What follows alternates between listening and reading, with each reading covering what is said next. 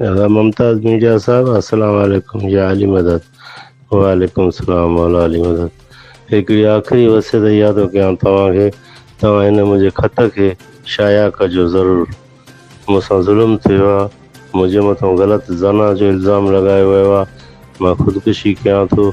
मां पंहिंजे रब जी ज़ात खे, उनजे हबीब जी ज़ात खे, पंथन पाक जी ज़ात खे हाज़ुर नाज़ुर सम्झी इक़रार थो कयां त अहिड़ो को बि मसइलो न हुयो, मुंहिंजे मथां बहितान लॻो वियो आहे। ऐं सिविल अस्पताल इंतिज़ामिया Mithi, doctor Harish Jagani, doctor Mohan, doctor Abdul Malik, ऐं जंहिं मुंहिंजे मथां इल्ज़ाम लॻायो आहे मंठार भील स्टाफ नर्स, उन सां गॾु बरकत हिंगोर जो सरदार, उनजो सालो बि थिए, भेणियो बि थिए, अब्दुल करीम कुंभार, इन्हनि मुंहिंजे मथां वॾो हिकिड़ो ज़हनी मूंखे अज़ियत ॾिनी आहे, परेशानी ॾिनी आहे। ऐं मूंखे 11 12 ॾींहं आहे, ॾींहुं राति मूंखे निंड न आई आहे।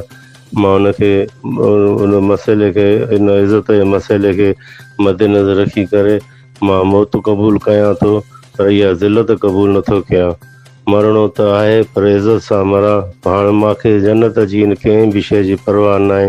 मुंहिंजा इहे सभु लफ़्ज़ रिकॉर्ड में रखिजो ऐं शाया कजो ऐं दुनिया खे ॿुधाइजो मुंहिंजो मौत जो सबबु, मुंहिंजी ख़ुदकुशी जो सबबु हरीश जगाणी आहे मेन, मंठार भील आहे मेन, मोहन साहब आहे मेन, अब्दुल मालिक नोड़ियो आहे मेन, सरदार आहे मेन, बरकत हिंगोर जो आहे मेन, ऐं अब्दुल करीम कुंभार आहे मेन।